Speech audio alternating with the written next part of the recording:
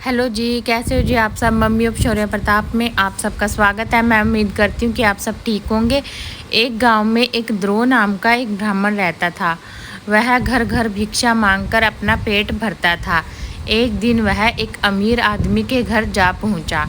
उस अमीर आदमी ने ब्राह्मण की बहुत सेवा की और जाते वक्त उसे 2 बैल पकड़ा दिए। तो ब्राह्मण ने उस आदमी को कहा कि मैं इन बैलों का क्या करूँगा, मैं तो अब खुद अपना ही पेट भरने में असमर्थ हूँ। मैं अपना पेट भी मुश्किल से भर पाता हूँ और इनका पेट कैसे भरूँगा। फिर उस अमीर आदमी ने कहा, देखिए मैंने ये बैल आपको दान में दे दिए हैं और दान में दी गई वस्तु मैं दोबारा नहीं ले सकता। तो वह ब्राह्मण उन बैलों को लेकर वापस घर की तरफ चल दिया। तो उसने जंगल में जाकर उन बैलों को छोड़ दिया और वह आगे की तरफ चल दिया। तो थोड़ी सी दूर जाकर उसने पीछे मुड़कर देखा कि बैल उसकी तरफ ही आ रहे हैं। तो ब्राह्मण को दया आ गई और उन दोनों बैलों को पकड़कर वह अपने घर की तरफ ले आया। अब वह घर घर कुछ अनाज या भिक्षा मांग कर अपना और उन बैलों का पेट भी भरने लगा। एक दिन वह बैलों को चारा खिला रहा था कि उसे एक चोर देख रहा था। चोर ने देखा कि काफ़ी खूबसूरत और अच्छे बैल हैं और उसके मन में आया कि वह उन बैलों को चोरी कर ले। तो उसने चोरी करने का प्लान बनाया। चोर ने सोचा कि मैं रात को बैलों को चोरी करूँगा। जब वह रात को बैलों को चोरी करने के लिए गया तो उसने देखा कि सामने एक लाल आँखों वाला भयानक सा एक राक्षस खड़ा है। तो चोर ने कहा कि तुम कौन हो। डरते डरते कहा कि उसने, तुम कौन हो। तो उस राक्षस ने कहा कि मैं राक्षस हूँ और मैं काफ़ी दिनों से भूखा हूँ और मैं अब तुम्हें खाऊंगा। चोर को अपना अंत सामने दिखाई देने लगा और उसने फिर एक तरकीब लगाई।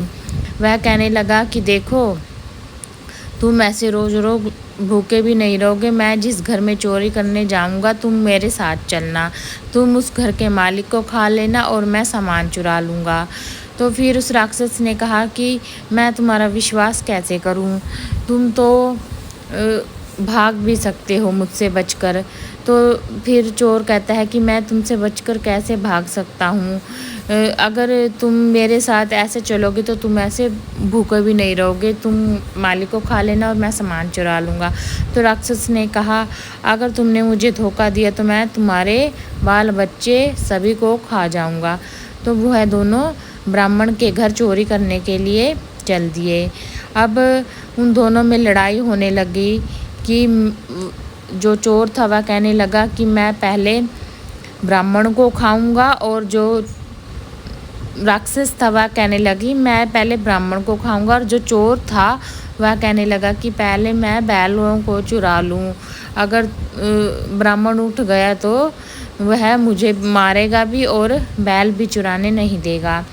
तो इस तरह दोनों की आपस में लड़ाई होने लगी और उनकी बोलाबाली में ब्राह्मण की आंख खुल गई और ब्राह्मण ने देखा कि सामने एक राक्षस है और एक चोर है जो उसे हानि पहुंचाने के लिए आए हैं। तो ब्राह्मण ने क्या किया कि एक मंत्र पढ़ा और वह राक्षस गायब हो गया और उसने चोर को भी डंडे मारकर भगा दिया। इस कहानी से हमें यह सीख मिलती है कि आपस में अगर लड़ाई करोगे तो दूसरा ही हमसे ऊपर निकल जाएगा। मतलब अगर आपस में हम लड़ेंगे तो दूसरा फ़ायदा उठा लेता है हमेशा। ये बात सच है। चलिए, अगर आप सबको एक छोटी सी कहानी पसंद आए तो प्लीज़ शेयर कीजिएगा, सब्सक्राइब कीजिएगा और अच्छे अच्छे कमेंट कीजिएगा। प्लीज़ चैनल को सब्सक्राइब जरूर कीजिएगा और दोस्तों रिश्तेदारों में शेयर भी ज़रूर कीजिएगा कहानी को। धन्यवाद जी।